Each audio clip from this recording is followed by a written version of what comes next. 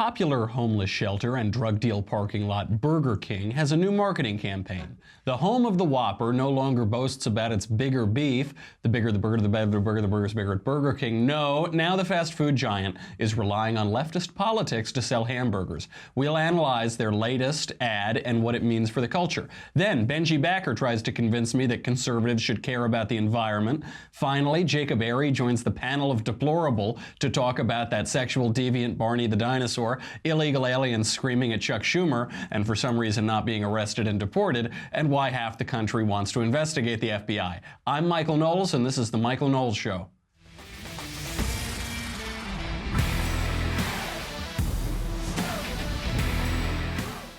Before we get into Burger King and the culture, get ready. On Tuesday, January 30th, our president will speak to the nation in his second State of the Union address, a very exciting event. And you should watch it with us here at the Daily Wire.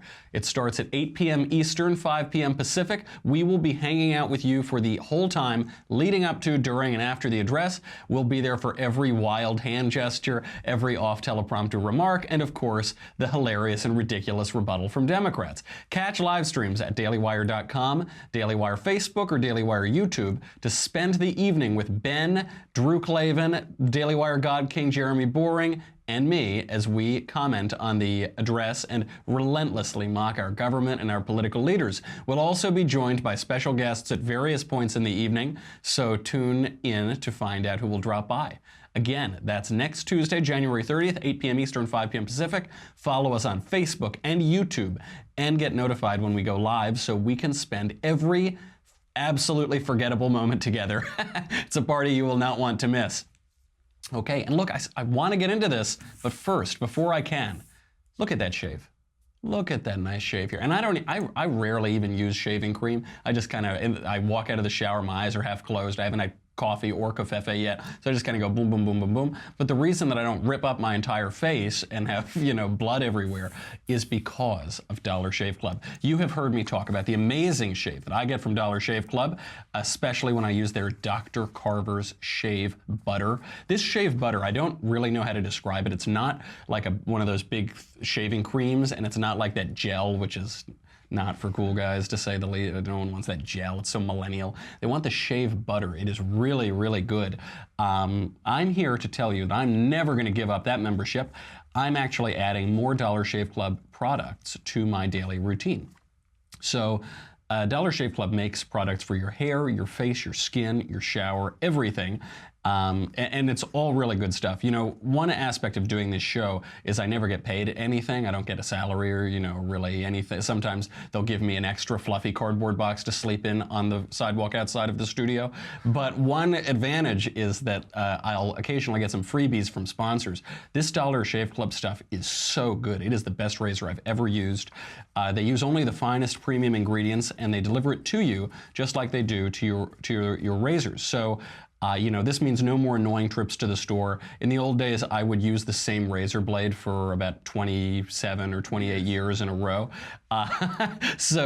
This, you don't need that anymore. You just go, order it. It's very modern, very 21st century. You pay a low rate every month. They'll send everything right to your door. You don't have to cruise up and down the aisle looking, up at the shelves and figuring out where everything is.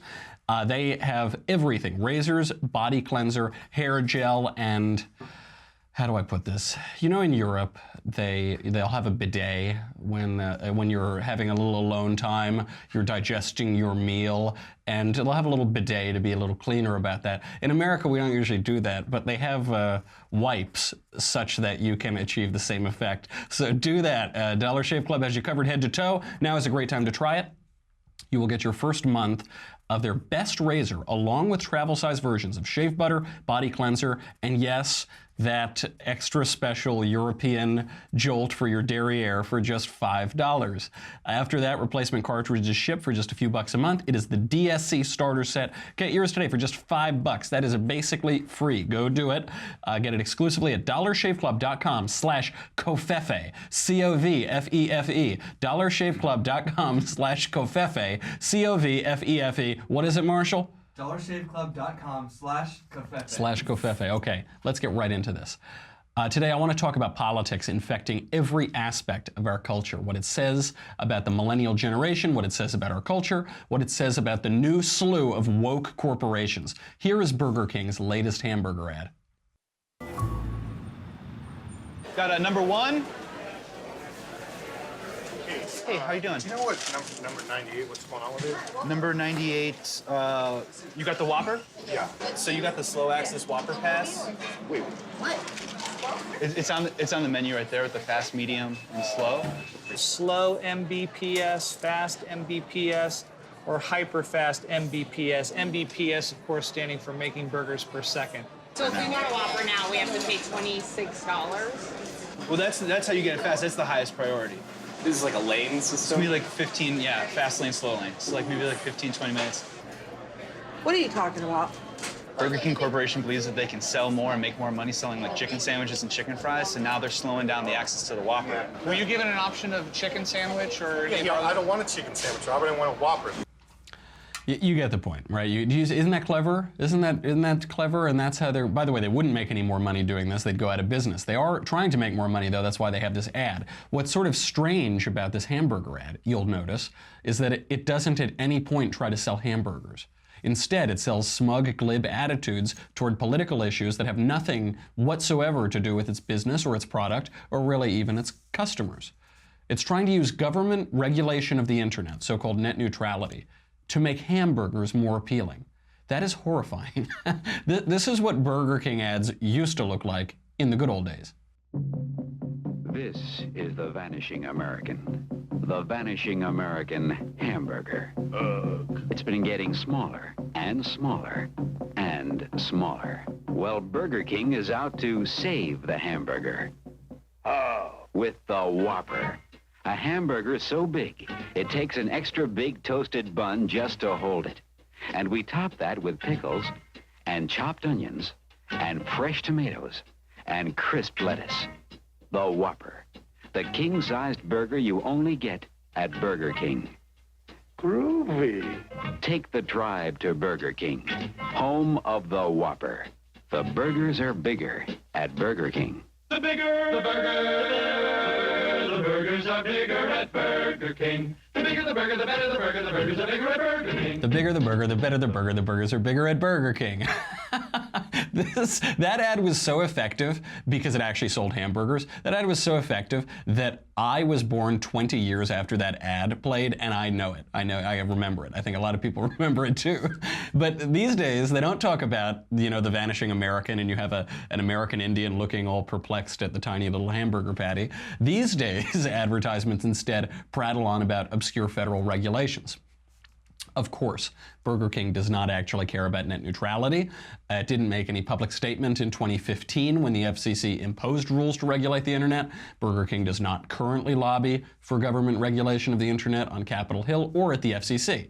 CMO of Burger King, Fernando Machado, said, "We believe the internet should be like Burger King restaurants, a place that doesn't prioritize and welcomes everyone.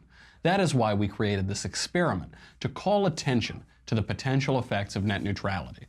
That isn't true. They did it to call attention to their hamburgers. It was exactly the opposite of what he just said, but it worked. The mainstream media loved it. The Verge had a headline, "Burger King made a surprisingly good ad about net neutrality." Reuters, "Burger King tweaks U.S. regulator in new net neutrality advertisement." Entrepreneur, "You want fries with that? Burger King explains net neutrality in less than 3 minutes." Fast Company, "Burger King uses the Whopper to teach a valuable lesson on net neutrality." Marketing Land, "Burger King Whopper splains net neutrality's repeal in new ad." Adweek, "Burger King deviously explains net neutrality by making people wait longer for Whoppers." The thing is, it didn't deviously explain net neutrality. The explanation had all the subtlety of a hand grenade or a Trump tweet, but I repeat myself, it was not devious. What it did deviously was pretend to agitate for net neutrality. First of all, the analogy is total nonsense. Not a lot of people, we did a whole episode on net neutrality. So a lot of people still don't understand it. There was an incredible infographic sent around by a Democrat candidate for Senate, Ro Khanna, a pro-net neutrality Democrat running for Congress from Silicon Valley. This tells the whole story. So last November, Ro Khanna, this Democrat pro-net neutrality in the heart of Techland, posted an infographic on the internet comparing the cost of the internet with government regulations, commonly called net neutrality, and without government regulations, no net neutrality. With the regulations, he showed you could get video, email, gaming, and social media all for one price, $54.99 per month. Without the regulations, he warned voters, you would have to pay different prices for each. So that could be $17.99 per month for video, $8.99 a month for email, $14.99 for gaming, $12.99 for social media, and you could opt out of certain platforms and pay a little bit less. So maybe you only pay for Netflix video but not YouTube video, so it'd be cheaper than all of video, so on and so forth. The trouble with Ro Khanna's argument here is that the net neutrality version without the customer choice cost $54.99 a month, and the no net neutrality version, the deregulated one, cost $54.96 a month. So it's actually 3 cents cheaper. He made the exact opposite point that he was trying to make. The argument for government regulation of the internet made the case against a government regulation of the internet. Not very smart, Ro Khanna. So you'll notice, by the way, that I'm stumbling on my words a little bit here, that I keep saying government regulation of the internet instead of net neutrality. That's because net neutrality is a meaningless euphemism that is bandied about by the left to sugarcoat the reality of it, which is giving the government more control over the internet, making the internet less free, taking away consumer choice, both as to how they use the internet and as to how they pay for the internet. But this is what the left always does. They rely on these euphemisms, these subtle little lies that most people think are not worth fighting about, so they just use them. And in so doing that, they concede the whole premises. So I'm not going to do that. It's tedious to use precise language, but it's also the most effective way to shut down their ridiculous arguments. C'est la vie, that's how it goes. Anyway, back to net neutrality. Why is a fast food burger company suddenly agitating on behalf of rules governing consumer choice on the internet a month and a half after the regulations were repealed and 2.5 years after the rules were instituted to begin with? A fast food burger company, which has nothing whatsoever to do with the issue of internet regulation. It's because of a sad and tedious fact about our culture. This stunt from Burger King was exactly that, right? It was a marketing gimmick, and it was geared toward a specific demographic, millennials. For years, millennials have been turning away from fast food, leaving chains like Burger King or McDonald's or whatever scrambling. According to a 2014 survey by Brand Keys, baby boomers are reporting an 18% drop in fast food visits and an 11% drop among Gen Xers. The worst news is from millennials. Millennials are expected to replace baby boomers as the nation's largest consumer buying group within just 2 years, by 2020. And millennials hate fast food. I don't. I love fast food. It's one of my guilty pleasures. Also stogies and booze and fatty Italian meats and yada, yada, yada, yada. Also fast food. I really like it. That said, most of my fellow millennials hate it. According to the 2014 survey, 89% of millennials prefer fast casual chains like Chipotle, even if those places cost more, which is absolutely insane. Arby's, Wendy's, McDonald's are about 7 million times better than Chipotle or whatever frou-frou rice and beans faux sophisticate millennials are willing to pay for. They don't give you Ebola. Do you remember? Didn't Chipotle give everybody Ebola a few years ago? Or E. coli or something, one of those things? Yeah. So fast casual places like Chipotle usually aren't even more expensive than fast food places. It's the same thing. You see the same thing on the coasts and in the country. It's people who prefer Dunkin' Donuts to Starbucks because Starbucks is supposedly too fancy or expensive. And Dunkin' Donuts, that's for the American Joe. But the two places cost the same amount of money, actually.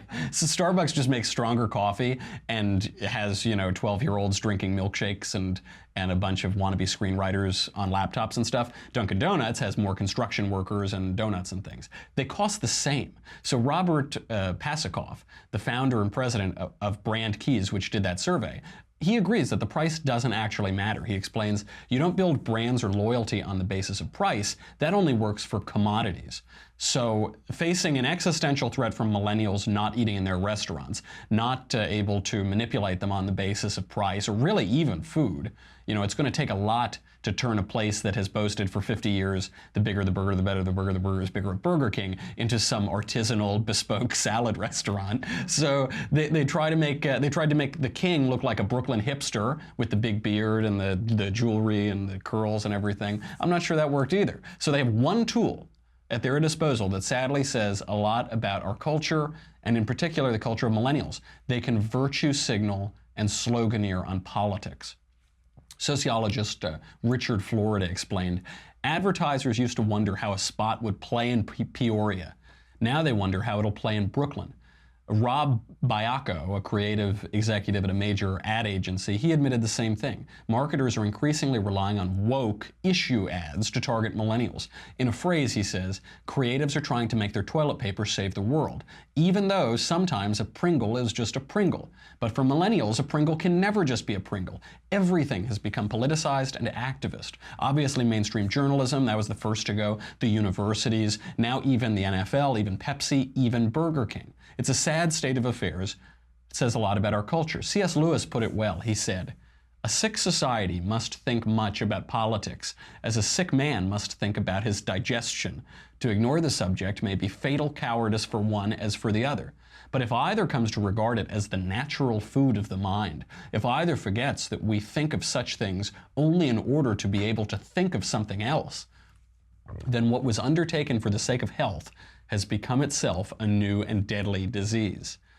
Our society is without question sick, and so we have to think a lot about politics. But we're only thinking about politics so that we can think about culture and art and philosophy and building things and eternal questions and our nature and our creator, among other things. But advertisers have rightly determined that millennials are obsessed with politics, shallow politics at that. Not as a means, but as an end. And I think it's because they're using politics as a stand-in for something else. They're trying to place all of their identity and all of their hopes in politics. St. Augustine wrote about this. He said, you have made us for yourself, and our hearts are restless until they find their rest in thee, O Lord. Pascal put it in other words. There was once in man a true happiness, of which all that now remains is the empty print and trace. This he tries in vain to fill with everything around him, seeking in things that are not there the help he cannot find in those that are, though none can help, since this infinite abyss can be filled only with an infinite and immutable object, in other words, by God himself. Speaking of false religion and millennial obsessions, we have to bring on Benji to talk about environmentalism. But before we bring Benji on, we have to talk about my boudoir. That's what we got to talk about, my bedding, baby. That's what we got to get to because we have a new advertiser. We have Boll and Branch sheets. This, I told you, look, I probably got more value in my Boll and Branch sheets than I will ever be paid by Ben or the Daily Wire. These sheets are so nice. I just tried them out. I've told you for a long time now, my fiance and I have different opinions about bedding. I prefer beds that are a little firm and sheets that are nice and soft, and sweet little Elisa prefers beds that I'm not in. But she does like these Boll and Branch sheets. So we're never going to agree on anything, but we could all use more sleep. Some nights I'll only get 12 or 13 hours of sleep, not my requisite 16. And Boll and Branch sheets are helping me to correct that. Getting a great night's sleep is easier and more affordable than you think. You don't need a new expensive mattress or sleeping pills. You just need to change your sheets. And that's why you got to check out Boll and Branch. So everything Boll and Branch makes, from bedding to blankets, is made from 100% pure organic cotton, which means they start out super soft and they get even softer over time. Before Boll and Branch, I would only buy bedding that was in like the discount rack on the side of the highway, and I would just buy the cheapest sheets I ever possibly could. And I never understood why you would buy expensive sheets. Now I do. I am totally a believer, and Boll and Branch will give you a great deal on it. So you buy directly from Boll and Branch. So you're basically paying wholesale prices. Luxury sheets, I've learned as I do my wedding registry, can cost up to $1,000 in the store. You can pay $1,000 on sheets, but Boll and Branch sheets are only a couple $100 for the same quality. So everyone who tries Boll and Branch sheets loves them. That's why they have thousands of 5-star reviews. Forbes, The Wall Street Journal, Fast Company are all talking about Boll and Branch. Even 3 U.S. presidents sleep on Boll and Branch sheets. 3 U.S. presidents and 1 presidentially endorsed, best-selling blank book author sleep on Boll and Branch sheets. That's 4 somebody's. That's 4, you know, some 4 of a certain kind of people. Shipping is free. You can try them for 30 nights. If you don't love them, send them back for a refund. There is no risk here, but you are not going to want to send them back, I assure you. There is no risk. There is no reason not to give them a try, and you can say that you slept on the same sheets as a bunch of presidents. Hopefully not Bill. I don't know if I'll do some research into that. But 3 U.S. presidents, it's got to be good quality. To get started, right now, my listeners get $50 off your first set of sheets at bollandbranch.com. Promo code Michael. That is $50 off. That is a good deal. You got to go do that right now. bollandbranch.com. Promo code Michael, M-I-C-H-A-E-L. Go to bollandbranch.com today. $50 off your first set of sheets. B-O-L-L and branch.com. Promo code. What's the promo code, Marshall? Michael. Michael. Promo code Michael. Okay, let's bring on Benji. Benji Backer is the founder of the American Conservative Coalition. He has been a conservative activist, I think, since he was in the womb, and he is a wonderful college kid. And but he's going to try to convince me that conservatives should care about the environment. He's spoken at CPAC. I'm sure you've seen him elsewhere as well. Benji, let's get right into it. Why should conservatives care about the environment? Michael, great to be here. There's a few reasons. First of all, it has immense economic impact. If the environment's doing well, the economy's doing well, and that's just the truth. Another reason for conservatives to really care about the environment is that it's the #1 issue that millennials think about when they go to the voting booth. Some polls showed it as #2, but either way, it's a really important issue for the youth demographic when they go to the polls. And the truth of the matter is Republicans haven't done an amazing job making it a priority over the past 10 or 15 years. And why is that, by the way? I'm sorry, before we go on, because Yeah. I agree with you. I see that talking to millennials. They really care about the environment, and they're always worried about global warming and things like that. Why? Why is this the #1 issue for millennials? Does that reflect some kind of agenda in our schooling, or is there some more legitimate reason as to why we're so concerned about it? Yeah, I think part of it is in the schooling. Obviously, we get taught about climate change and other environmental issues from a young age.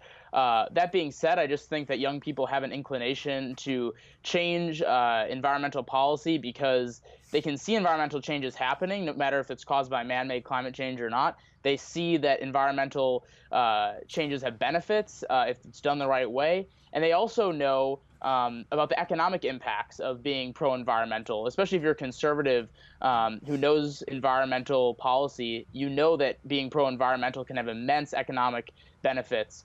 And so I think that all those together have kind of made it a priority. You know, obviously the schools have pushed climate change into a lot of people's minds, and so that's probably the first and foremost, but there are other reasons as well. Absolutely. And do you see any distinction here? Because I do think these schools have kind of made radicals out of conservatives like me, where all I want to do is throw those little 6-pack can plastic things onto schools of dolphins because of how ridiculous the left is with its pro-environmental agenda. Do you see a distinction between environmentalism and conservationism? I do, and I think that they should be the same thing. I just think that the left has pushed it so far to the left that people have gotten turned off by the environment, and as a result, conservatives have kind of dropped the subject. And so I think both sides are at fault that it's gone so far to the left, and we've gotten to this huge divide where the right, goes so far to say, okay, let's drill on national parks, let's, not even care about the environment at all. And then the left has gone as far to say you have to bike to work, otherwise the world's going to blow up. And obviously that's an exaggeration, but that's kind of how it seems sometimes with the left. And so what we try to do at the American Conservation Coalition is put it more in the middle, where you talk about some of the economic impacts, you talk about some of the things that private people can do, private businesses can do, local governments can do. It's not all big government, and I think big government has turned away a lot of conservatives as well. It's just been turned into this thing where you expect the government to handle every environmental problem. That's not how it used to be. Republicans used to embrace these things on a local level. Sure, there used to be. I think before the environmental conversation became so hysterical, with Al Gore suggesting that if we don't do exactly what he wants, the world is going to end, and then the world doesn't end and he has even less credibility. Before that, right, conservatives were more open to it. But the distinction I see between conservationism and environmentalism is that environmentalism posits that little animals and deer somehow have rights that need to be protected. They have the right to not be shot, or the right to, I don't know, free healthcare or something. And conservationism says that we have to preserve the animals so that we can keep on shooting them. Basically that we need to conserve our natural environments because it's very beautiful and we enjoy seeing these nice animals and looking at beautiful parks. But for the conservationist, it seems to me, it's all about the human. The human is ultimately what matters in this relationship between the human and the environment. And for the environmentalists, I wonder if it's a sort of pagan worshiping of an environment, a kind of anti-humanist point of view that puts the little Delta smelt in California above human beings. For some reason, we pour a huge percentage of our fresh water to feed these little anchovies in California rather than using them to water golf courses so that we can, have a better time on the weekends or something. Is there anything in that messaging where you think the environmental movement could get a little bit more focused on human beings and a little less concerned about sardines? Yeah, actually, so the first thing I'll say is that I think everything's related. If you look at the study of science or just the environment in general, everything has an effect on one another. But the fact of the matter is that conservationists are the best environmental stewards out there. If it wasn't for hunters and fishers, we'd have overpopulation. Mm-hmm. The life cycle wouldn't happen between all the different animals and plants. And so when the environmental left goes after hunters and fishers, they just don't realize that they're imperative and so vital to keeping our environment going. It's a matter of understanding the life process and how they all have to work together. It's not just punishing humans. There needs to be a cycle that goes around. And I think that the environmental left needs to realize that. On the right, people need to realize that at the same time, animals, plants, places of land, those all matter as well. And if you do it the right way, which conservationists tend to do, hunters and fishers tend to be conservatives and really care about the environment, it can have immense economic benefits. I mean, you look at hunting and fishing and how much it adds to the U.S. economy. You look at clean energy and how much that adds to the U.S. economy with jobs and revenue. I mean, there's so many ways to reap the benefits of these positive environmental impacts. How do you think the Trump administration is doing on environmental matters? We've loved seeing Scott Pruitt deregulating, firing, I think, half of the EPA. Not so much for whatever impact that would have on the environment. We haven't seen much of one, but because he's slashing these awful bureaucrats who think that they can run our lives better than we can. Does Trump get a passing grade so far from green conservatives like you guys, or does he have work to do? I think he has a little bit of work to do. The administration itself actually has been pretty good, in my opinion. There's been a lot of good things that have been done. Ryan Zinke just did a hunting and shooting sports conservation council, which is very imperative to the future environmental success of the country. Actually, Congress, a lot of Republicans have put forward some really good legislation to help backlog the national parks for funding. They put together a few acts as well. Rex Tillerson has actually done some good things as well on the environment. There's 33 Republicans on the Climate Solutions Caucus who kind of basically say that it needs to be a priority. Those are congressmen and women from all walks of the conservative aisle. So I think that that's really key. I think Donald Trump needs to make it a focus of his to focus on the environment. Otherwise, one, he's not going to be able to get the youth vote as easily in 2020. But additionally, I think that with him as president, conservatives have an opportunity to show that it's not big government that can solve these problems. It's private businesses, it's local areas, it's state governments and local governments, and just citizens in general that can do the right thing. So making it a priority, I think, is going to be important for him. And I think that it'll be something that conservatives can kind of prove that they can lead on if he makes it a priority. And that's such a nice point at the end. If the environmentalist left, or more likely the conservationist right, made the point that we need to protect our environment ourselves at a very local level. I'm starting with the man in the mirror. I'm asking him to make a change, and municipal governments, local governments, private organizations, conservation organizations, or corporations, that would be a much easier way to do it. That'd be a much easier way to build consensus on the issue, rather than saying we're going to staff up some crazy federal bureaucracy, sign on to absurd international agreements, take more of your tax money, fund more private jets to Brussels or Davos or whatever Al Gore thinks he's going to do to save the world this time. If it became a little bit more focused on a local level and on how it relates to your own life, I think it's a great way to build consensus on it, and I wish you luck on that regard. Anything that will shut up Al Gore and get him out of the room is good for me. Benji, will you stick around for the panel? Can you stick around another maybe 15 minutes? Sure, sounds great. All right, I love it. We have got to bring on our panel to talk about some news, and by our panel, I mean our Jacob. Our Jacob Airey will join us. But before that, listen, Marshall is a tyrant. You know this. He's a sadist and a tyrant. We have so much to talk about. We've got Barney the Dinosaur running tantric sex rings. We've got to talk about illegal aliens, and we've got to talk about investigating the FBI. But if you're on Facebook or YouTube, I'm sorry, Buster, you got to go over to dailywire.com. If you're already there, thank you very much. You keep the lights on. You keep covfefe in my cup. You keep my bedding very nice with Boll and Branch sheets. But if you don't go over there already, you got to do it. What will you get? Well, you'll get me. You'll get the Andrew Klavan Show. You get the Ben Shapiro Show. You'll get to ask questions for the conversation. I think I'm up next for that one, so you can do that. Ask questions in the mailbag. You can hang out with us during the State of the Union. That will be broadcast for everybody to see. But, we give special care to the Daily Wire members. But forget all of that. None of that matters. This is what matters, guys. The Leftist Tears Tumblr. This is what matters. You need to protect yourself. Forget, the natural environment can be a very scary place, and regardless of whether Al Gore is right or not, we are all headed for massive flooding, either because Democrats lost the government shutdown or because the polar ice caps or something are going to melt. Make sure you protect yourself and your family with the Leftist Tears Tumbler. This is the only EPA-approved vessel to house your radioactive leftist tears, so you can have them hot or cold, always salty and delicious. Make sure to go to dailywire.com right now. We'll be right back.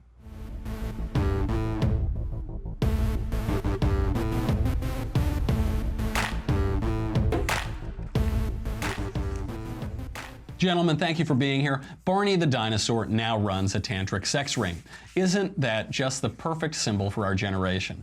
What in childhood was soft, cushioned, saccharine, shallow, has grown up to become a sexually decadent trans reptile. That's it. That's our generation, baby. The actor who played Barney the Dinosaur for 10 years, David Joyner, has since 2004 run a tantric sex business where he treats about 30 clients whom he refers to as goddesses.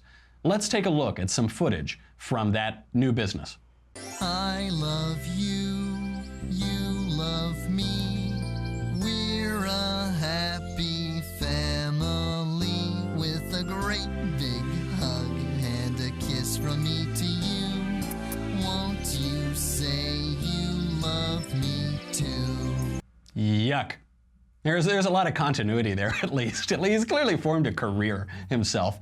So, okay, I don't really want to talk about Barney. I do want to talk about sex. There are not great numbers on this, but there are lots of cultural indicators that millennials are both less monogamous and that they have less sex. One study showed millennials having significantly less sex than Gen Xers. That said, millennials watch a ton of porn.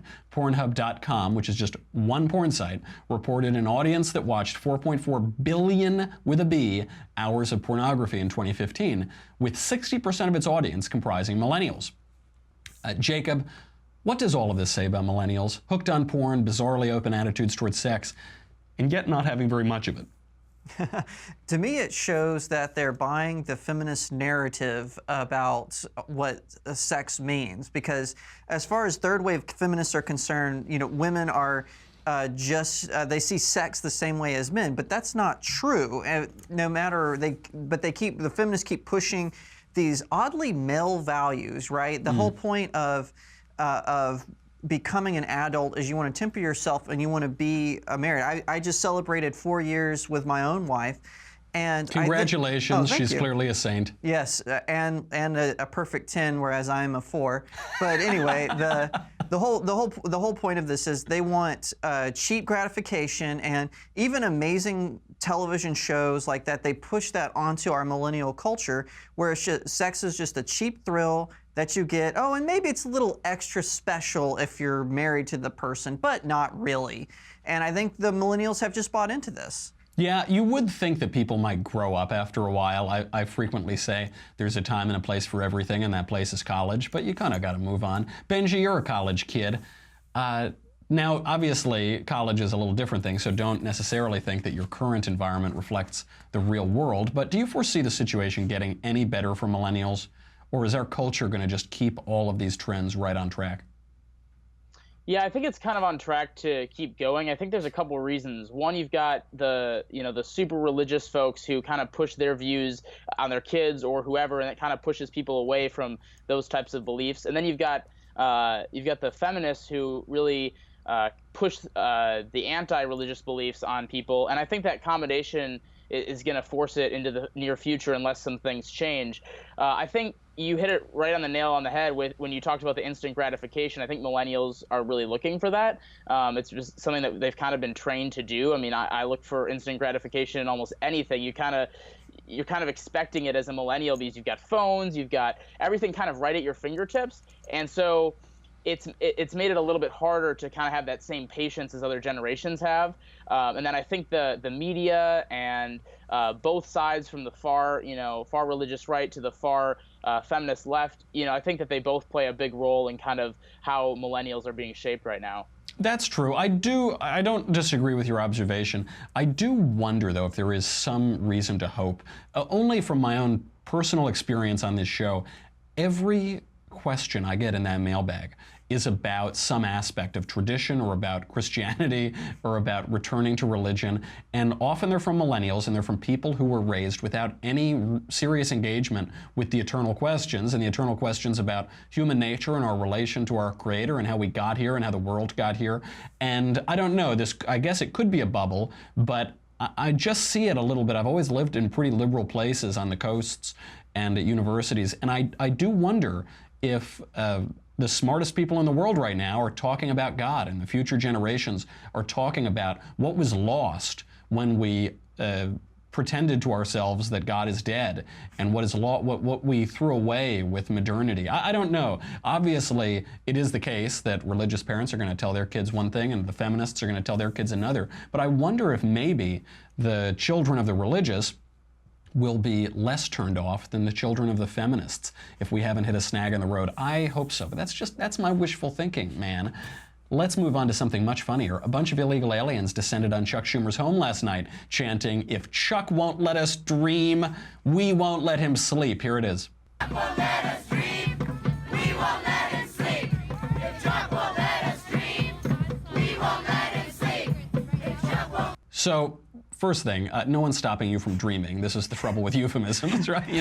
But also, those people look like they're 30. I thought the dreamers were these cute little 6-year-olds who didn't do anything wrong and they're really nice. Those are just adults. Those are adults who haven't figured out their own legal status and their own immigration situation. Jacob, why don't we just round these people up and deport them? They're clearly in violation of the law. They're boasting about being in violation of the law. They're rubbing our faces in it. I mean, look, keeping Chuck Schumer up at night is almost enough for me to offer them full amnesty. But on a larger point, it's so disrespectful of American law, of the American government, of a country that has been so good to these people, given them free education, handouts, health care. Why don't we just round up all of the rabble-rousing ones and send them back to whatever godforsaken country they fled from in the first place? This is the question of the hour, and I think that, the fact that they protested Chuck Schumer, who's been probably their biggest advocate in the Senate, maybe with a couple of exceptions, but he wasn't even home that night. So obviously that group protesting at his house weren't the best and brightest of the dreamers.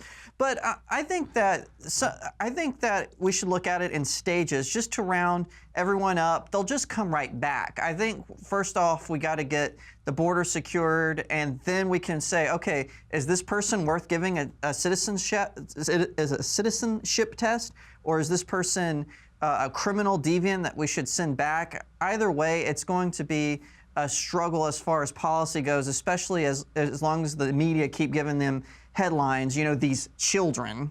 That's right, the 30 or 40-year-old children. And on that best and brightest point, the data that we have, what the mainstream media would have you believe is it's all 6-year-olds with 7 degrees from MIT who are really grateful and love their country, and they're just the most all-around apple pie people in the world. But the data we have is that 25% of them are illiterate, half of them don't speak English. In these demonstrations like these, we see deep ingratitude and entitlement from a country that's been very good to them. Benji, if Schumer won't give Trump the wall and an end to chain migration, will we just let DACA expire and start shipping these people home? Who is going to blink first?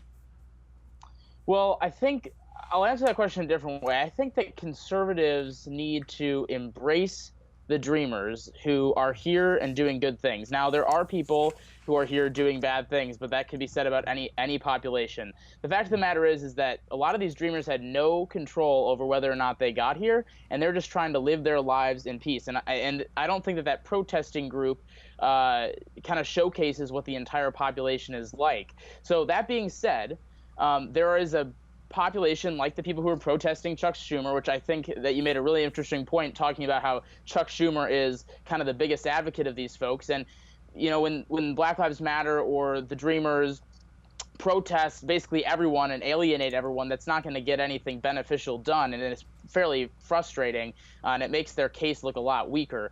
And I think that that's unfortunate because there are a lot of good dreamers here who didn't have a choice to come here and should be given the opportunity to succeed and be successful, and it's not their fault that they're here. So I think that conservatives need to differentiate, and this is something that a Republican congresswoman said the other day, was that you have to differentiate between the dreamers who could be very good people who had no intention of coming here whatsoever and are just trying to live their lives, and the illegal aliens who are crossing the border. I think that there's an important distinction there, and you shouldn't lump them in on both. I worry that it's a distinction without a difference because they use this term, they use the most loaded term imaginable, dreamer. What on earth does dreaming have to do with the essence of this issue, which is illegal aliens, resident illegal people?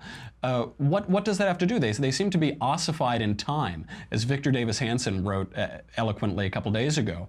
So we're talking about a group of people from only this period to this period who were brought over below the age of 18. Now some of these people are almost 40 years old. As I had mentioned earlier, half of them don't speak English, a quarter of them are illiterate.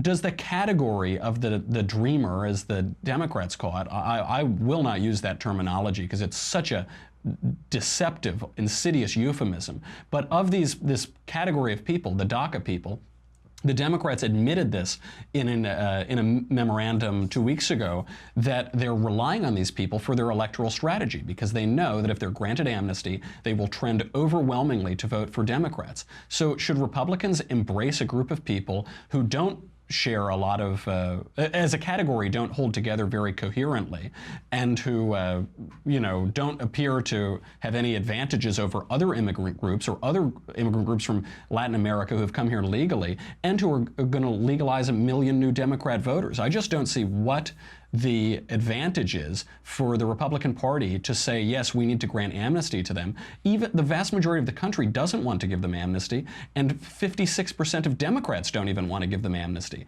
I think this is a total game being played by Democrats. They're trying to fool us, and I wouldn't do it at all. I'm more than happy to keep people in the country who will benefit the country. and who really are little children or really don't have any means to support themselves. But some 40-year-old who's out there screaming at Chuck Schumer because we haven't given him enough, absolutely not. Send those people back, especially, and this is the most important thing, if they're going to vote for Democrats. If the DACA people will agree to vote for Republicans for 25 consecutive elections, give them blanket amnesty. I'm all in. I think we've reached a grand compromise. If I may, though, I think the Republicans, just speaking as a conservative, have really dropped the ball on outreach to Latina families, because they have this fake perception by the fake news media that, oh, the Republican Party is the party of old white men, but that's not true anymore. But Republicans have been very bad at sending out that messaging, because really, if you talk to Latin American families, they have a lot of values. Like, they are pro-life, they are pro-marriage, they are hard-working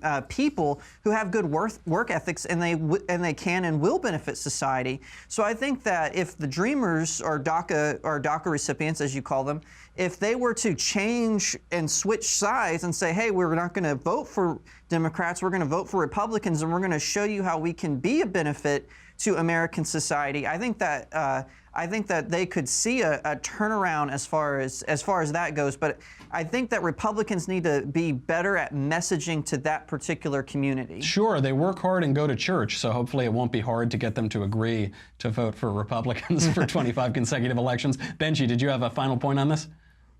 Yeah, and first of all, I don't know if it's even a political issue, and I don't really care if they vote Democrat or Republican. To me, it's a human issue. To me, it's not political at all. Politics is the affairs of men. Politics is, as Aristotle defines it, it's how men interact with one another in cities.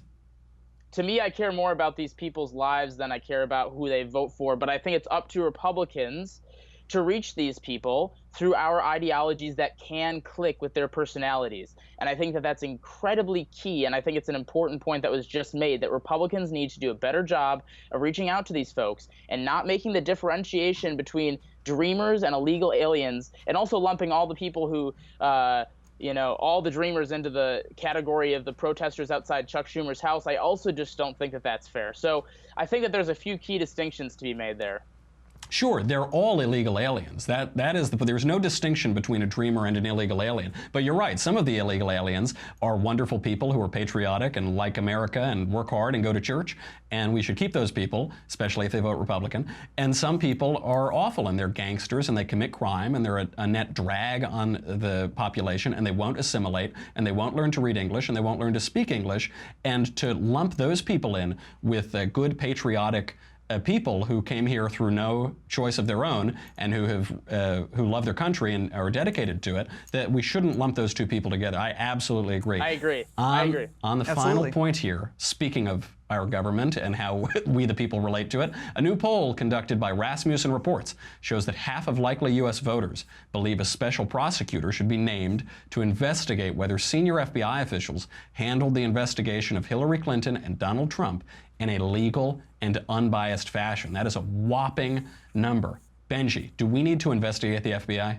Man, oh man, I think we actually do. There's just been so many fishy things going on over there, and if there's nothing to worry about, what's the problem in hiring some investigators? That's the way I look at it. If they weren't acting in a biased fashion, they shouldn't have anything to worry about, in my opinion. That's right, and all those text messages went missing. There is a lot of strange stuff going on at the Bureau. Jacob, are we at the point now where we have to investigate the FBI either as a defensive measure if the FBI really has been politicized by Democrats, or just to rout out corruption generally in the federal government? I think it's kind of ridiculous. So we have this Russia collusion investigation going on, and so now we're going to have another investigation to investigate whether that investigation is okay. How about no, we just end all the investigations, and that if there is corruption within the FBI, let's fire those people, and if they are treasonous, let's bring them up for treason. That is what we're supposed to do. All these investigations, all they do is create more red tape, and they waste more time. No, enough is enough. Let's end all these useless investigations and let's root out corruption where it is. Because it's not fair to malign all of the FBI. There are fantastic, They're agents great on agents the of the yeah, FBI. exactly. Yeah, absolutely. And so we need to be, so if there is corruption within the agency, which there could be, there could be corruption anywhere where there's a little bit of power, then let's root it out. But as far as an investigation into the investigation of this investigation, no, that's absolutely ridiculous. But I will say, yes, we should investigate Hillary. Yeah, that's the and only throw one to her in keep jail, going. Of course, yeah. And you know, you make this point. I'm sick of all the investigations too, on principle. But if we are in a position now where a lot of evidence shows that all of the investigations into Donald Trump were intended at the highest levels of the FBI to subvert a democratic process, to subvert this presidential election, to undo it, to weaken this president, to weaken the choice of the American people, then I think we might have to just flex our muscles on that and make sure that we aren't being taken for a ride by our self-appointed benevolent betters in D.C. who think they can run the country better than we can ourselves. Gentlemen, this has been a lovely discussion. This is one of my favorite panels we've had in a while, and I never say that about all-male panels. I have never once said that. If we don't have Allie or Roaming or Cassie or whoever, I don't believe it at all. But this has been great to have you both here. Thank you very much, Benji Backer and Jacob Airey. We'll have to have you back again. That is our show. Get your mailbag questions in so that we can, just change all of our lives together in the mailbag tomorrow. And until then, I'm Michael Knowles. This is The Michael Knowles Show. Come back tomorrow. We'll do it all again.